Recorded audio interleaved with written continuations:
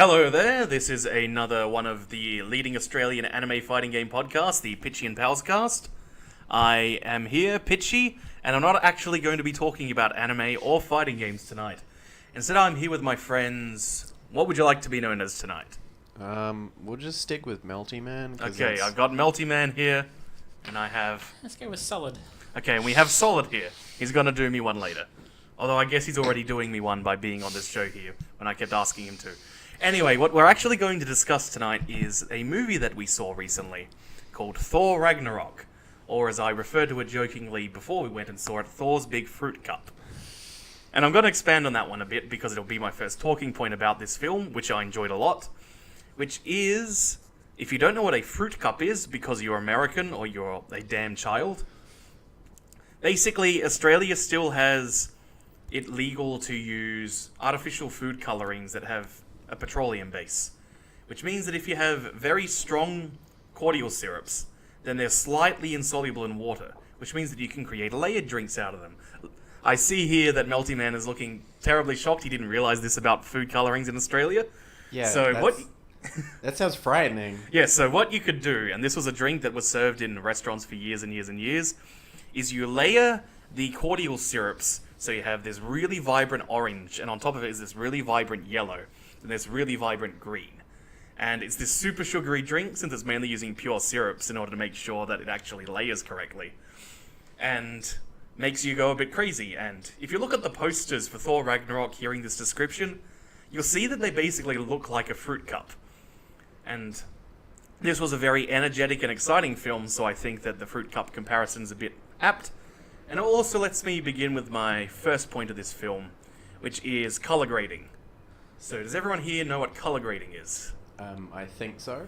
Alright, so here I get to talk a little bit about filmmaking here for a bit. So traditionally, when you're filming with film, how that you would get the color to come out is through a combination of the film type that you used and the lenses that you put on your cameras. So if you look, for example, a film like Carrie from the 70s is from that era where there was a certain model of camera with a lens and a type of film that had very, very strong reds coming through, even when you're on an NTSC broadcast. Or, say, The Matrix is a really good example from the turn of the century where pretty much the entirety of all three films has a green-tinted lens over the cameras to give that slightly ethereal digital look. With digital filming, on the other hand, you do things a little bit differently.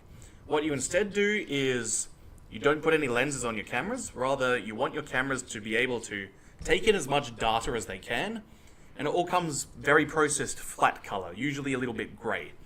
And the reason that you do this is because in post-production, much like if you've ever met a professional photographer who touches things up in Photoshop to bring out the color there. With like raw files and things. Yeah, so you just want as much raw visual data as low in color as possible, because then you can use post-production techniques to really, really make the colors come out in the way that you want them to look.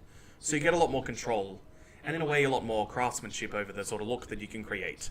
Unfortunately, well, there's two sorts of unfortunate. The first is the rise of digital filming happened around the time that Hollywood was already going through a brown and grey phase, particularly headlined by things like Christopher Nolan's films. And you also have... So then you have also this result where people tend to play it safe by not really doing much to the color grade beyond what's actually in the raw video, which is why a lot of films, I think Power Rangers from last year is a really good example of a film which should be really colourful. It has all the material to be, but they don't do much with the colour grading, so it comes off very flat. On the flip side, you can go overboard with the colour grading and get something like last year's Ghostbusters remake, where they went really, really hard on certain primary colours, and so it just looks like a bunch of orange vomit.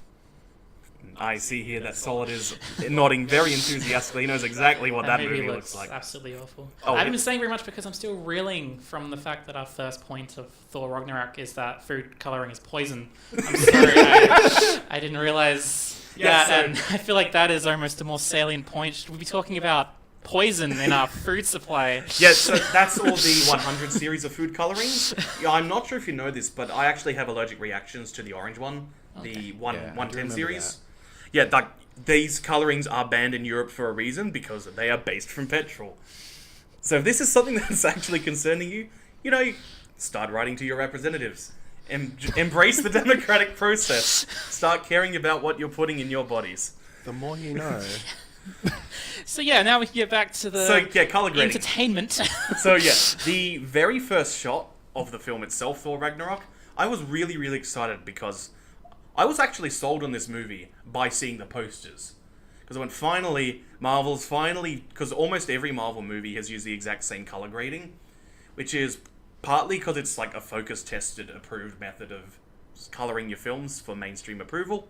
It's also partly consistent with the cameras that they were using before the switch to digital. So there's a certain parity in the universe between things like Iron Man 1 and Iron Man 3. They look very similar even though the cameras are completely different. But I was really excited when I saw the posters and went, finally, we're getting some variety. This movie's going to be in space, so why not do things differently? This one's going to be green. You're going to have this great world, yeah, because Guardians of the Galaxy had a fairly vibrant color palette as well. That was a bit more of a mixed palette, and we're certainly seeing a bit of a coloring theme going on. You look at all the Black Panther posters, there's a very heavy focus on blue. There was also a fair amount of yellow, I think, in the Spider-Man Homecoming posters from memory. Was it his jacket? There was a big emphasis on his jacket, yeah. So, and the very first shot of this movie was this really, really starkly strong red on black.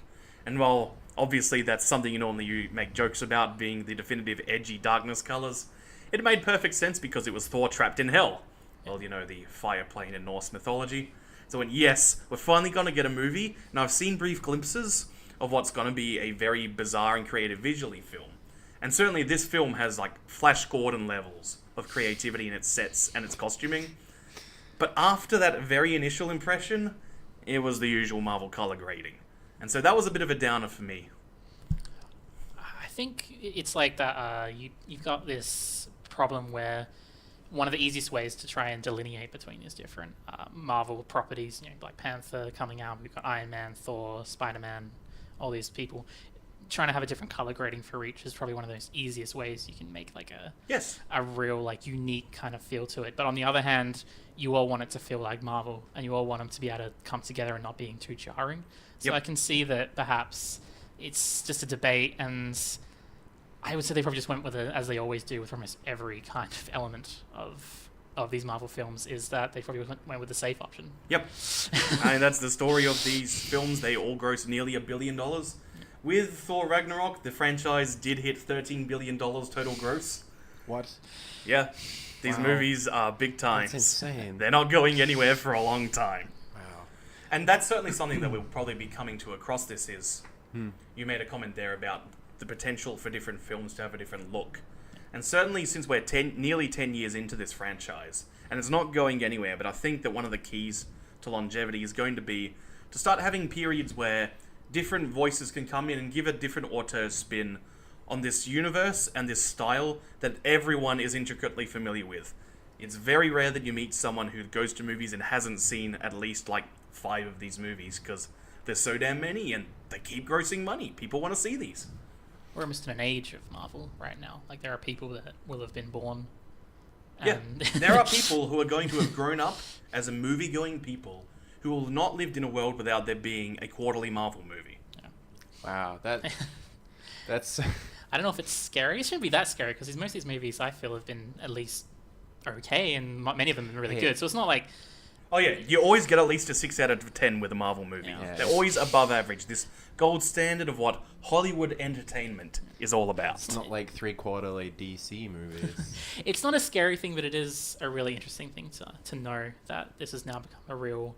It's an institution now. Yeah, it's a stable institution. It's possibly the most consistent thing in Hollywood. It's the ultimate rebuttal to movies that are unprofitable and unfeasible. It's just... These make $1 billion. Disney is making $1 billion almost every single month with the regularity of their movies coming out. You look at the last several years, the top grossing films. There's like 7 of them are Disney films every year, or crazy. Pixar films, which means they're owned by Disney. I mean, that's like rivaling, that's getting close to rivaling people like Apple on the amount of money that they're making. That's insane. And I'm guessing that's just like just the actual going to the cinema. Yeah, that's just the box office. That's before the home releases or streaming rights. Yeah, and you imagine that can only get better for them, really. Like, the more movies they release, the longer that tail's going to be, because there's going to be people that don't want to get collections. They want to go back to Iron Man 1 all the way, and I'd imagine the money just keeps being made, really, on these I films. am certain that as soon as the Avengers Infinity War movies are done, the two of them in Big 2019, we will be seeing a Marvel Cinematic Universe, the first decade box set coming out. Oh, man. And if there's a big bunch of extra development features, that would actually be really cool. Because that's a chronicle of history. I don't to say that because it's just, you're right. It is, as you say, because it's such a big institution in movie going for so long. It's genuinely part of our culture now. Yep. These Marvel films, like people who have never read a comic book, these characters and these stories are now just in their lives and in their knowledge. You can tell that people see these movies and don't know comic books because if you were a Marvel fan, then you were only the hardest of hardcore knew who the hell Iron Man was in 2007. He was like a Z-list hero at that point. Yeah, it is interesting that, like, prior to all of these movies, it's like the only bankable superheroes were like Batman, Wolverine and Spider-Man. Yeah, As far as Marvel properties go. And certainly Marvel, but like outside of Marvel, even it's like it was like Superman and Batman, and the hero and the villains that they could use was like the Joker, Lex and the Joker, and now I mean there's not any villains. But no, but there's sorry, Dr. Doom. He'll be rescued one day. They've at least managed to like. I mean, they've actually bothered to take the risk on introducing new heroes to people. All their risks early on paid off in spades. We're at a point where you go to these movies and you will see families bringing their kids. And it doesn't matter what movie it is. They'll be dressed as Captain America. They'll be dressed as Iron Man. They'll be dressed as Spider-Man. And now they're happy to be dressed as Spider-Man because Spider-Man's good again. Hey, No. Okay. Don't even think about making jokes about the Amazing Spider-Man, mate. It's not worth it. I haven't even seen them. I was going to make jokes boy. about Spider-Man 3. Oh, that's also good times. That bit where he swings in front of that American flag and everyone lost their minds in the cinema at how corny it was. You could get away with that in one of these more recent ones, I think. Yeah. They should just bring back Bruce Campbell too. It's interesting. I don't want to harp on it too much though, because obviously we can talk about how successful business-wise they are and how much money they're making, and it's interesting for them.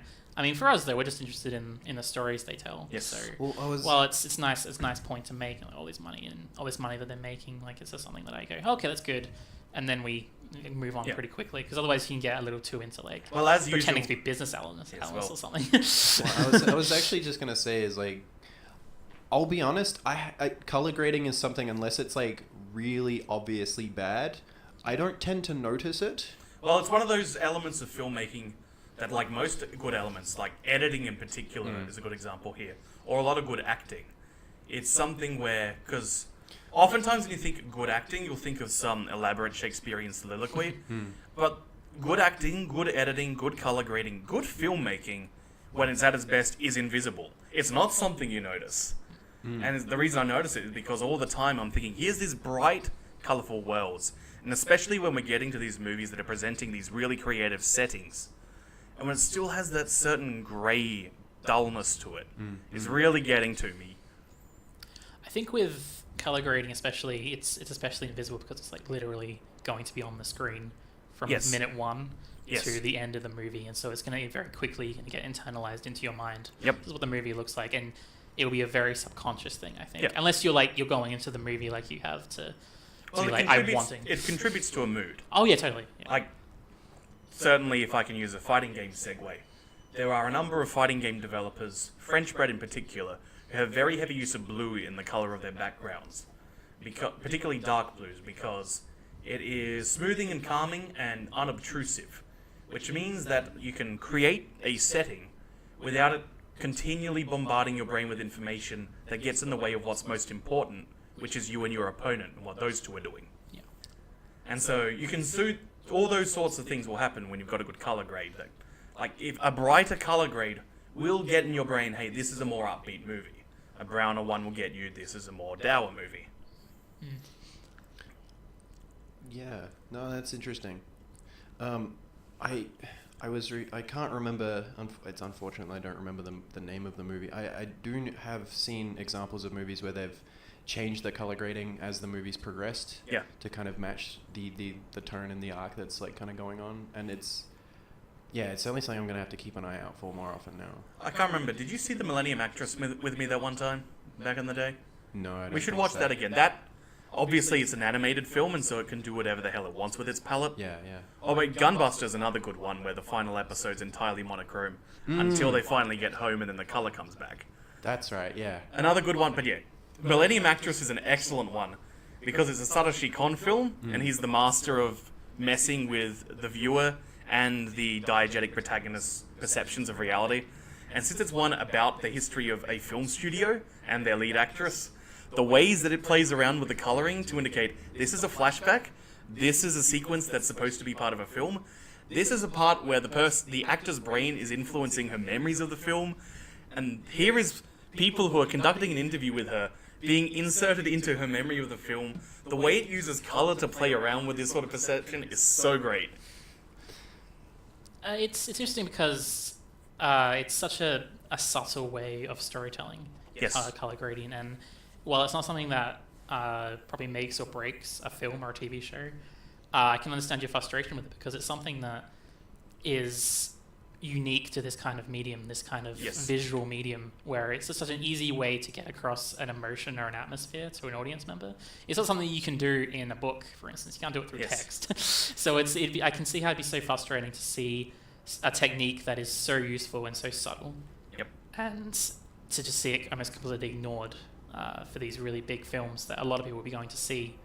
And I can, so It's that just- frustration I can Yeah, it's that little bit of wasted potential that you can just make this film that you would give like a 7 or an 8 to really propel it to that 9.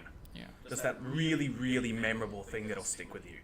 Though we've been talking a bit about here of cultural impact of these films, and certainly this film, about 15 minutes into it, has one of the best examples of the sort of cultural impact that these films have.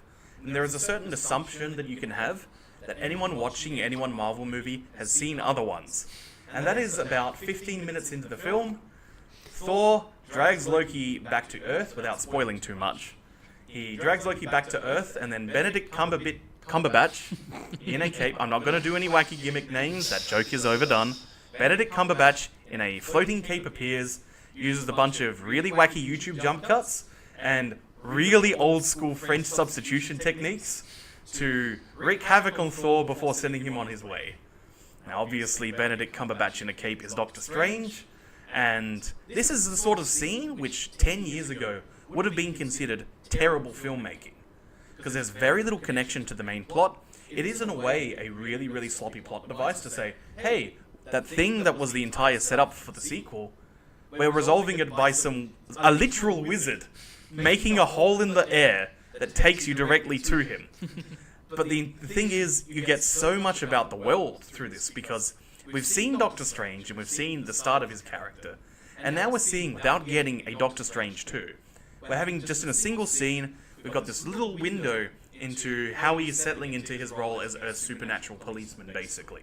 And it makes perfect sense in context, because he kidnaps Loki, which makes sense because Loki has, in 2 other movies, wreaked serious trouble on Earth. And so it's natural that now that Earth is a supernatural cop, if Loki appears, of course he's going to throw him into a hole straight away. That's his job. Just that little alien invasion thing that Loki did not so long ago. Yeah, it was kind of a big deal. There was like this big blue laser in the middle of New York. It was very, very visceral and cinematic. And we also saw that in Spider-Man as well, which Yes. a movie I really enjoyed. And one part of that I really liked was that continuity, where something that happened in the first Avengers film, where that giant invasion really affected that film in a very, I felt, world-buildy kind of, very natural kind of way. Yeah, it makes perfect sense. And it informs the creation of just this little guy who's getting beat down due to the impacts of work by both the designated heroes and the government forces that support them. It's like, I guess it's kind of like that, both of those, I mean, they're kind of like the ultimate example of adapting comic books to cinema, and that it can actually work. Yeah. And I mean, Yeah, because when you're in the cinema, you either don't notice, you don't think this is confusing, you know what's happening. And I'm pretty sure in at least one of the screenings, I did see this film twice, incidentally. In one of the screenings, at least, some people cheered as soon as Benedict Cumberbatch came on. Went, hey, we like Doctor Strange. This isn't something we expected. Cool. You're probably right. You never know. They could just be massive Sherlock fans. You never know. But you're probably right. They probably like Strange. So you're saying Doctor that Strange. it wasn't because of the magic that Thor's beer kept refilling? It was actually a product of the Mind Palace? God, I You should see- not have brought this up. You see, I made a massive Loki mistake. kidnapped Anthony Hopkins with a boomerang. Is that an in-joke that the listeners will understand? Don't watch the Moffat Sherlock. Yeah, that's so. Yeah. Just watch The Great Mouse Detective. Yeah. It has Vincent Price. He sings a song about how evil he is. And That then movie's... Yeah. that has one of my favorite Disney deaths in it, incidentally. Because in the middle of his villain song, one of his minions just walks in drunk off his ass and starts calling Vincent Price a rat, which he hates. Oh, right, yeah. And so he murders them. He just Yeah. grabs them and feeds them to the cat. Yeah. Yeah, that... I love Walt Disney. Disney. That movie is... Yeah, I love that movie as a kid. But yeah, the lines have been blurred, I think. Louis was... Melty Man. Shit. It's okay, it's okay. It doesn't matter. Hi everyone, this is Hans Stockman. You know, that's my real name, 100%. But yeah, you were talking about the comics and how the adaptation to comics. To me, I often think about the lines have been blurred between these set of movies and TV shows. And that often I find that these are just like really long episodes of a the serial MCU TV show. Yeah. Or just serial, I guess you can just call it. Yeah, I mean, certainly enough of these have been self-contained that you could describe it as a long-form procedural. Yeah. But certainly there is potential for greater serial moments. And Infinity War is going to be one of those. But even Civil War felt like... And it's kind of sad that the films immediately following it weren't actually direct sequels, because you could have had just these several movies telling the story of the impacts of the relationships that were damaged in Civil War. So what we're saying is we need more comic book films to come out right now. Yes, Please- we need please, more Disney. Marvel. More production lines need to be made. We need to increase production of Marvel films by at least 10 times. I hear the boys down over in the other end of the city at Rising Sun Pictures. I hear they've had holidays this year. Ridiculous. Oh, man. Disgusting. Those poor guys. There should be a new Marvel film every week, just like a TV show. Yes. To save cinema. Wow. And they'll all gross $1 billion. I actually do think it's really funny, though, the fact that we have so many of these films, and often that's talked about in a negative way. But what you were just saying there was like, you probably weren't saying for more really, but you would have wanted to have films that I were wanted more the ones that direct sequel followed. I wanted the flair. ones that followed it to build on the themes that were going there, because Yeah. one of the neat things about Iron Man in these movies is that it's been basically this long form story of a guy, and obviously Hollywood films are always going to have a very heavy male perspective. Sure. But it's very much been a story of men being unable to emote properly. Like, Tony Stark has some real issues going on, but partly because of the expectations around him, the expectations he puts on himself, and the way that he presents himself to others. He's got issues, but he is incapable of actually communicating these to people. And people are just as incapable of saying, hey man, are you okay and do you need help? And that's essentially the emotional crux that sets off Civil War. Yeah. I mean, you can go deeper. Well, you can, in a more general way, I guess, more than deeper, you can just say that, like, lack of communication is a big part of many, many stories. And you can often... It's fundamental to human nature. I've been working in events for many years, and Oh, boy. it is the result all the time. Every single time everyone writes in their reports, we need to improve our communication. Basically, Gundam was right all along. Hey, I mean, it's even like that in like the corporate world. It's like... Oh yeah, especially in the corporate. Oh boy. Yeah. So in that way, it's, you know, Tony Stark unable to emerge and people just unable to talk to him properly it's a reflection of just... It's our a very... human nature. That sounds a little deep It's for a it's Marvel quite film, a- but, you know, it's You true. see the Marvel movie? Well, I think that is something worth mentioning, is part of the reason these are so successful, and why we can keep having a good time and keep coming back, is because these have just enough. So at their worst, it's the bare minimum, but there is always a core of humanity. There is always enough emotive core to these films that you can become engrossed, because these feel like people. They might be wacky and quick and quippy. They might be happy to have fights. They might be, you know, a petulant child trying to lure Chris Hemsworth into crashing into a barricade a couple of times. Louis, Meltyman's looking a bit confused there. Do you remember there's a bit in this movie where the Hulk tricks Thor into walking into a force field? Yes, do it again. It's great. That is one of my favorite jokes in the movie because it's playing on a very classic tropey scene where you have two people who are angry at each other, and then one of them dares the other person to leave, and then they go, That's right, okay, yeah. fine, then I'll leave, I'm out of here. And Thor's trying to use this to try and do some reverse psychology to make Hulk say, actually, I want you. And then Hulk's saying, nah, I'm going to play with the ball because I know you're going to crash into that force field and it's going to be funny. That's right, man. Yeah. And we'll probably talk about Thor trying to use reverse psychology a bit later on, because that was a big part of the film. Thor like talking to people and communicating and trying to Well, we're not essentially trick them. Yeah, we're not really on a chronology here, but it is a very interesting thing because the Thor movies have been this somewhat slow build to the idea of Thor accepting greater leadership. And certainly one of the subtle ways this movie does it is that Thor is a dick. He's a real manipulative dick in this movie. He wants to get shit out of his friends so frequently here. And that's an interesting little character moment for him, that he is learning aspects of leadership and of politics just by the way that he's treating his friends now. And it's mostly played for laughs, but it still has enough of a core that you could do a very serious arc about this and have this as being a real problem that he starts to have. But in the meantime, it was just great. The movie is a comedy, and it plays it perfectly. Yeah, no, I like you. I don't like the other guy. Oh yeah, just the way he plays both sides of Hulk against each other, trying to get what he wants from them at that immediate moment. Just, man, yeah. Clearly something of Loki rubbed off on him. Yeah. Well, I would say probably more his father. Yeah. True. Yeah. It's a family trait. Just manipulativeness is manipulation seems to be a running theme of the Odin family. I don't know if there's a more general way to say it. Odinsons? Yes. Welcome to the Odinsons. I'm not sure if they ever said who Odin's father was, for instance. I'm not sure. Certainly not in the Marvel context. Yeah. I mean, we can bring in actual Norse lore, but Marvel comics do not give a crap about Norse lore. I definitely think that we should talk about that. The fact that one of the best parts of this film was the fact that they cared about Asgard as much as the audience did by this point. This feels like, because the last two movies, I remember when Thor was first coming out, I was excited to see it, because I wanted to see a brand new, crazy world. You can do anything, you have an entirely ethereal plane. Yeah. And they made it as boring as possible. Yeah, I know Idris Elba has said a lot of times he hates doing these movies because he hates the character that he has to play in them. Yeah.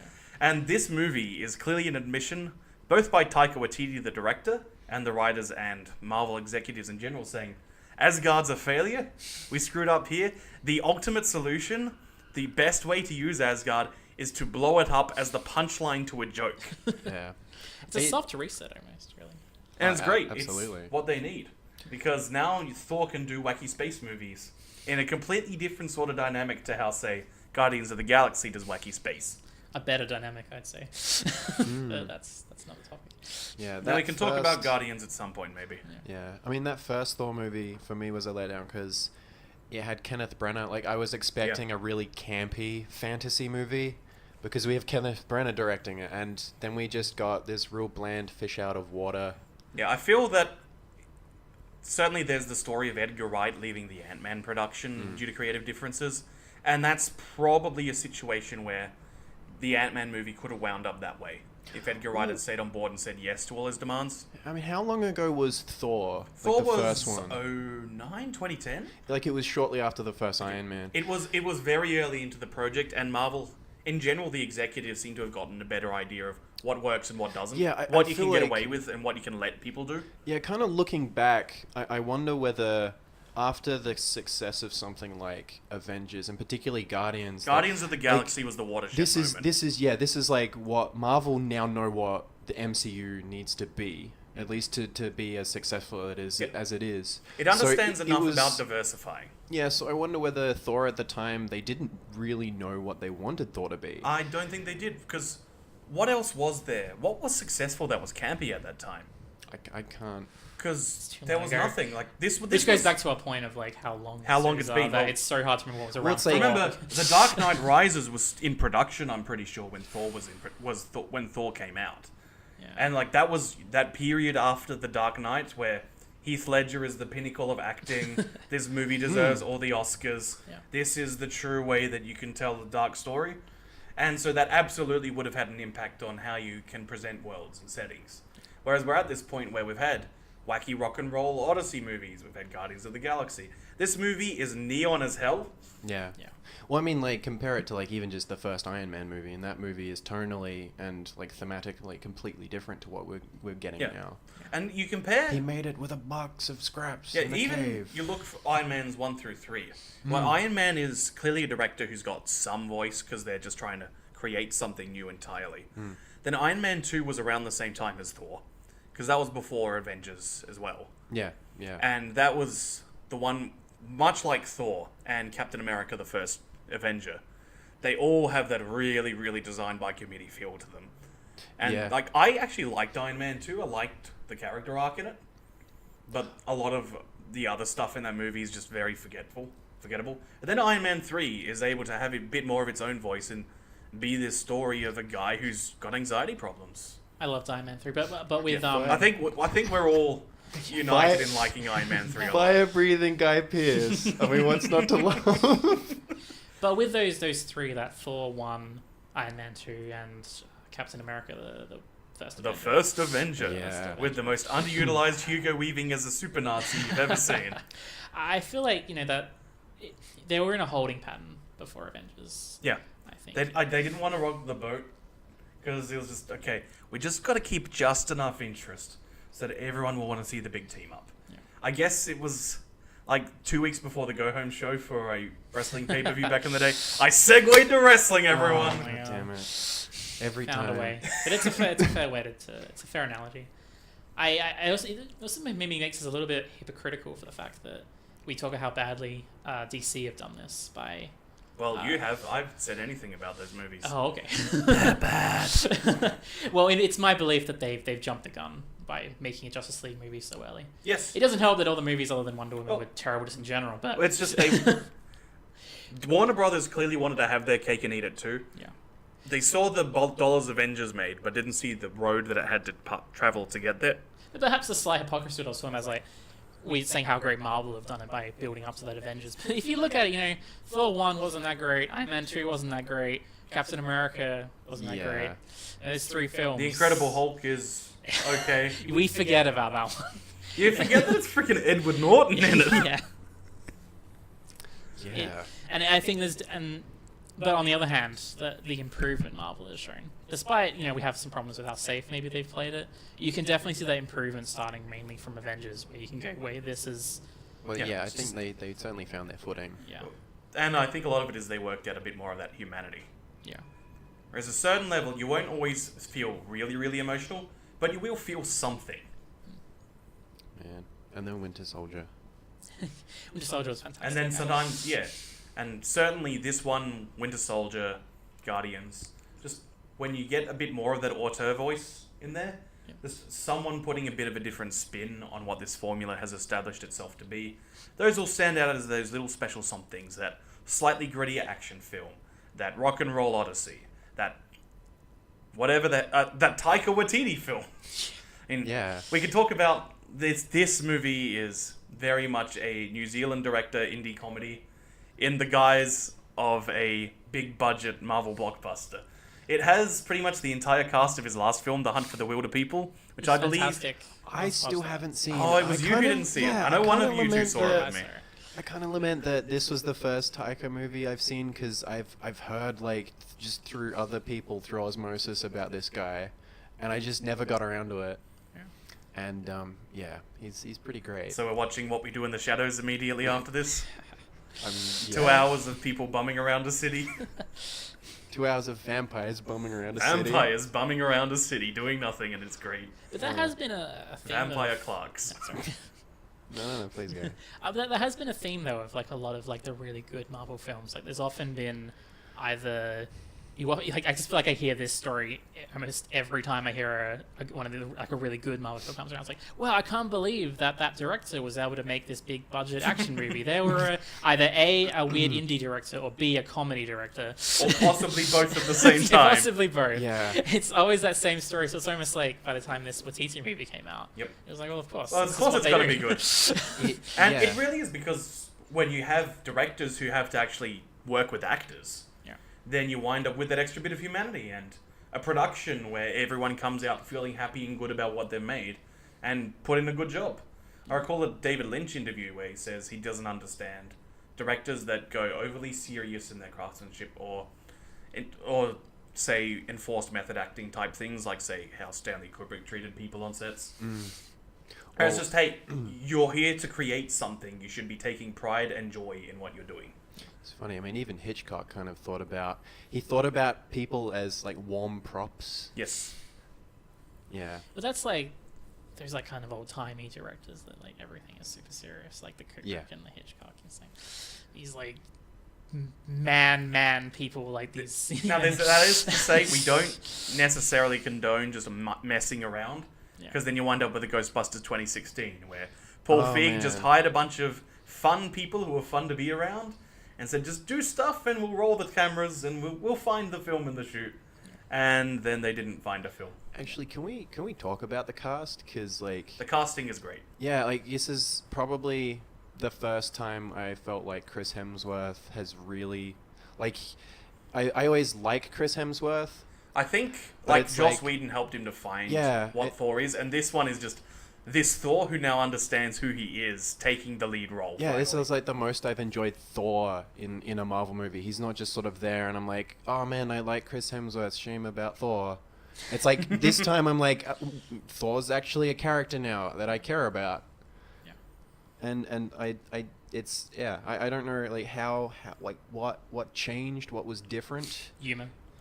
Probably just humor. working with a good comedy director and being comfortable with what a character is and how to play them, and just having just a little bit of freedom. There's a lot of Chris Hemsworth improv type things. I don't necessarily think a lot of his dialogue in the final cut is ad-libbing, but there's little visual things that he does, little accidental pratfalls. There's moments where it's like Thor is a cool guy, but he's not as cool as he thinks he is. Yes. And so there's these little moments where when he's serious, he's cool and he does cool things.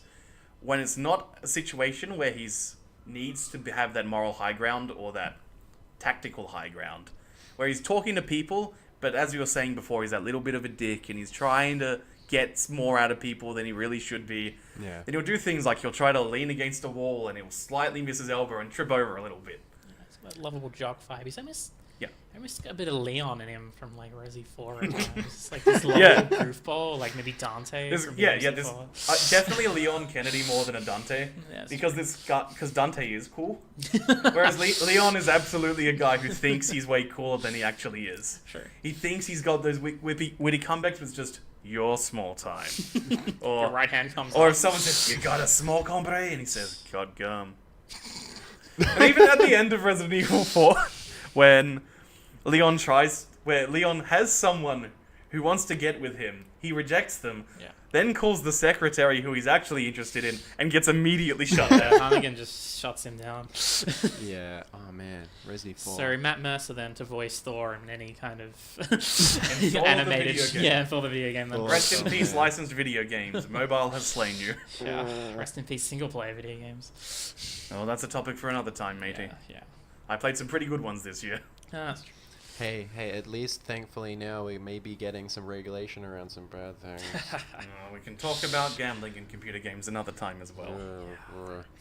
Yeah. But yeah, Thor was the best he's ever been Yes. in this movie. And that's true of a lot of characters. Hulk was the best he's ever been. Yep. Loki was close to his best. I mean, he's never been bad, but like everyone was at peak He was on performance. fire. And the film... Oh man, Mark Ruffalo. Oh. Yeah. The film really played... This film had a certain sort of nudge, wink, wink kayfabe going on with its audience in regards to... It was acknowledging the shipping of Thor and Loki without ever specifically addressing it. And it takes a lot of skill to be able to pull this thing off.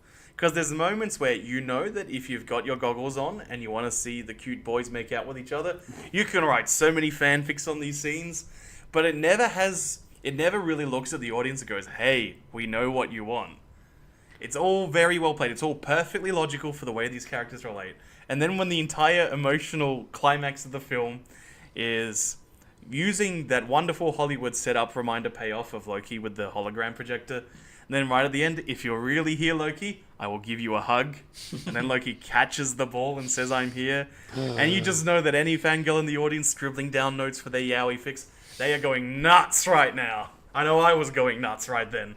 Completely forgetting the fact that Loki probably stole that cube. So he's still doing a Have con. you seen the Infinity War trailer? I have, so He we have stole the the cube. cosmic He cube. totally stole that cosmic cube.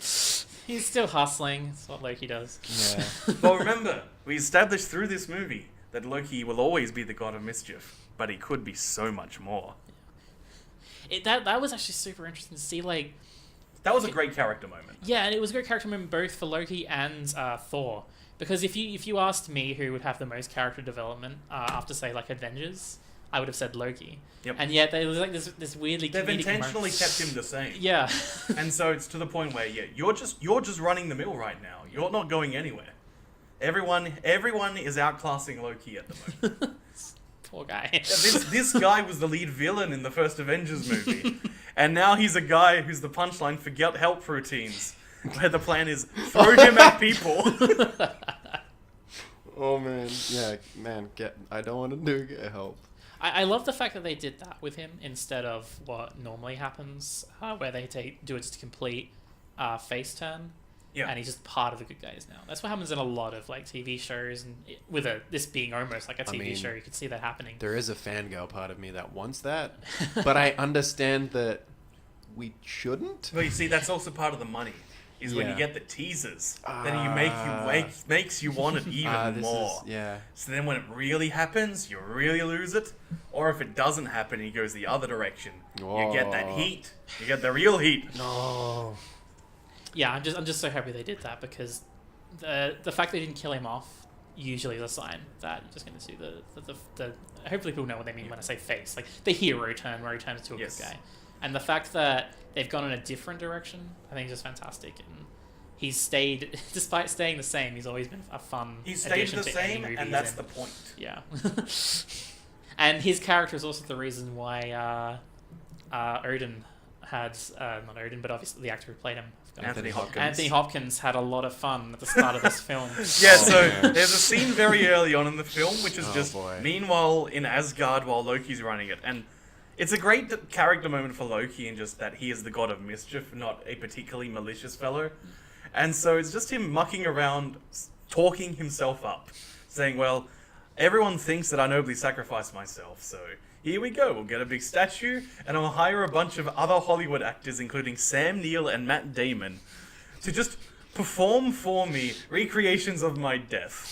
Just really get in that narcissism, and then of course he's in disguise as just Anthony Hopkins on a couch eating grapes, laughing his ass off, Must thinking be the most like happiest fun time he's ever had on a Marvel set, surely. It's probably the most fun he's had on a set. Because Anthony Hopkins gets to sit on a bench and eat grapes and get paid $1 million for it. His line delivery of "oh shit" when he saw Thor for the first time. It's just, I mean, you'd expect him to do line delivery as well. I mean, he's Anthony Hopkins and he's been around for so long, but he just did it so perfect. It was wonderful.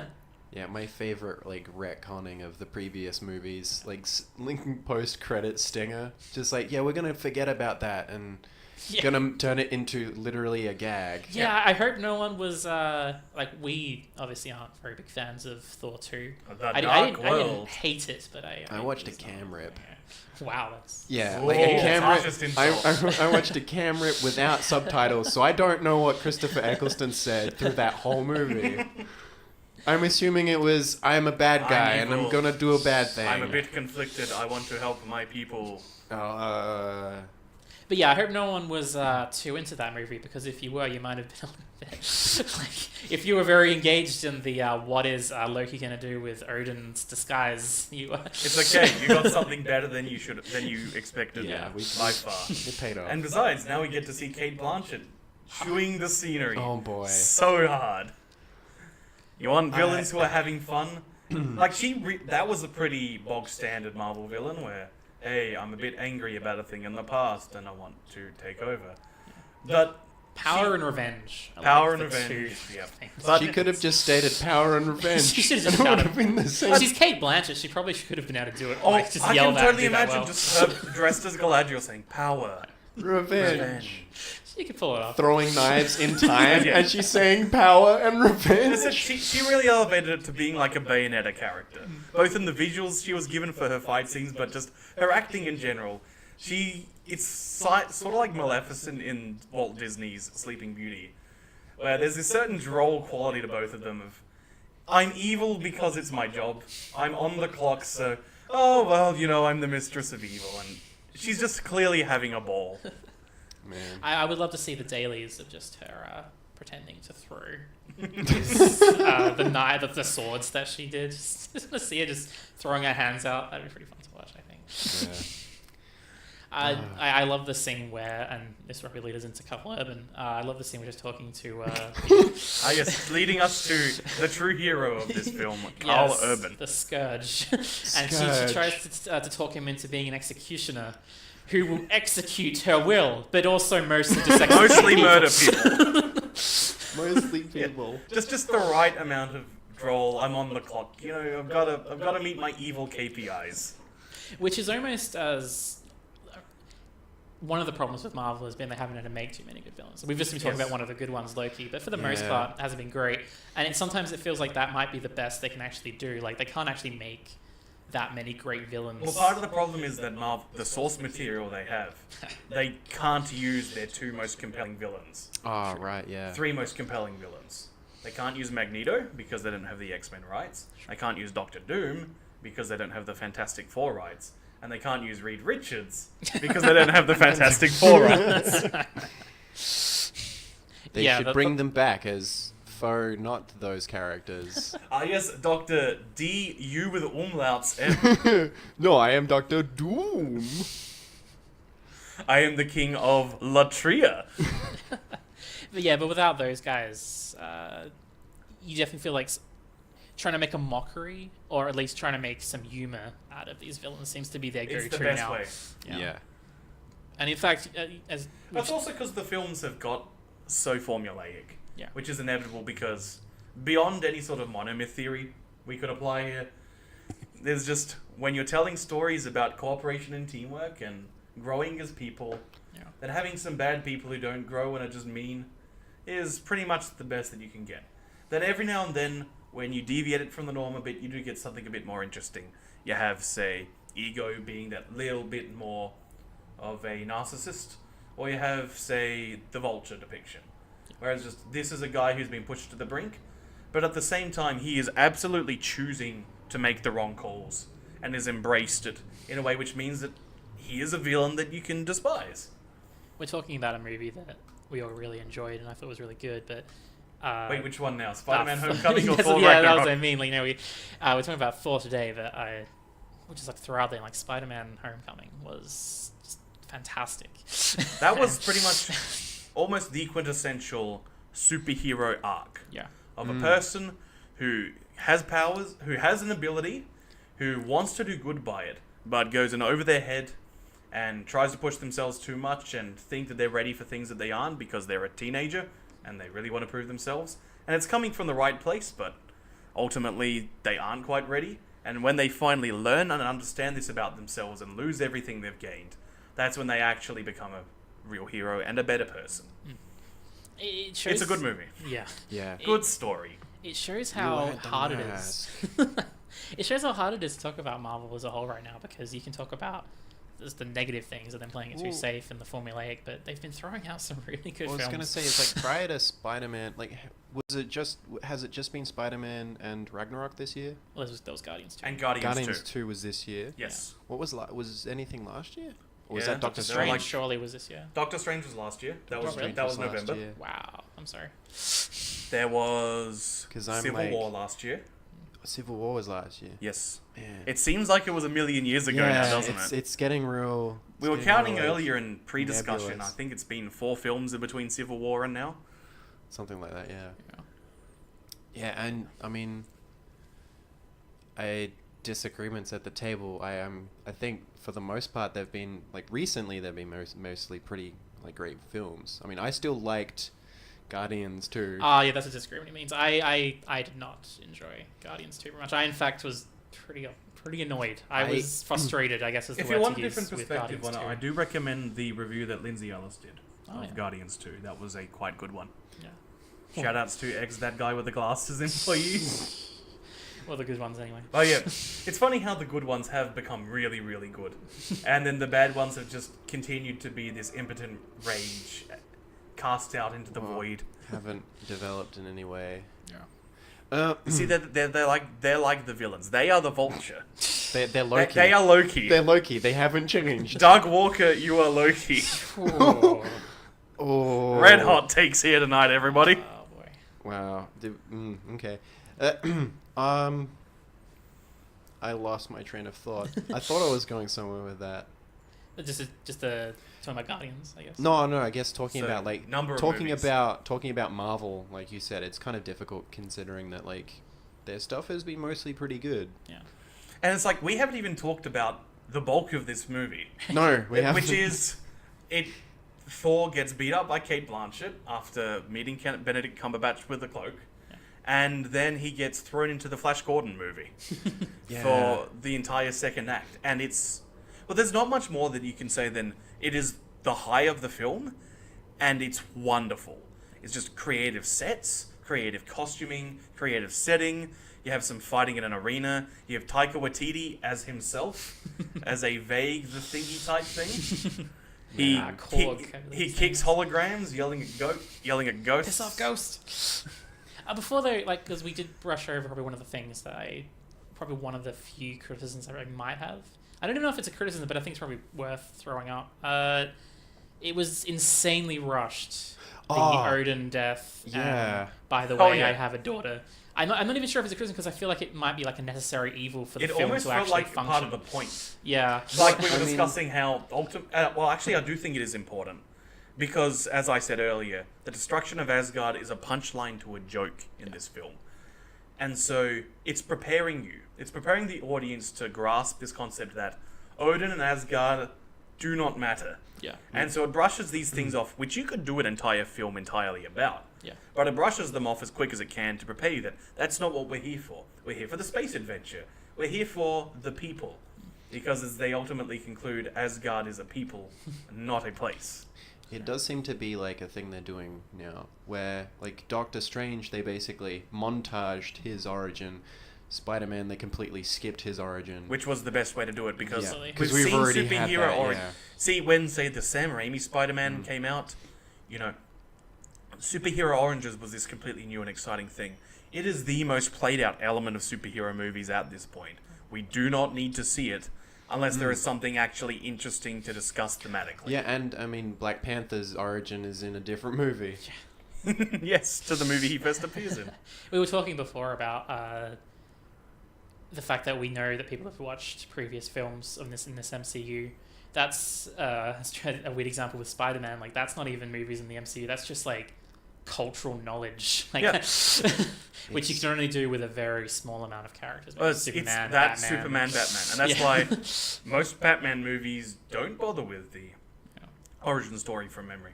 From memory, the Tim Burton one doesn't. No. I think it's only used in like Batman Forever. I think it was Joel Schumacher who was the first one to actually shoot an origin. Wait, no, what am I saying? The Tim Burton one has the murder. Oh, it has the murder bit. Well, Because like the entire like pathos is about beating up Jack Nicholson because he was the one who murdered Bruce's But there's a difference parents. between backstory and origin story. Like, it's not like his It's not like his year one, as one might say. You don't have the as 40 Batman. minutes of learning to be the character. Yeah, like they do have his origin because there are very movies in it. We didn't do Christian Bale going and becoming a ninja. Yeah. Yes. That's the only Batman movie I'm pretty sure that does a Batman learning to be Batman. But then again, like Nolan made that to be a trilogy, so I can understand. Yes. How he did that. Whereas, say, I'm pretty sure the Richard Donner Superman, I don't think that really goes over Superman learning to be Superman. I think they did like in a montage. I think, yeah, it's just this brief thing where he sees Marlon Brando in a crystal and he goes, you need... Yeah, that sounds like Marlon Brando.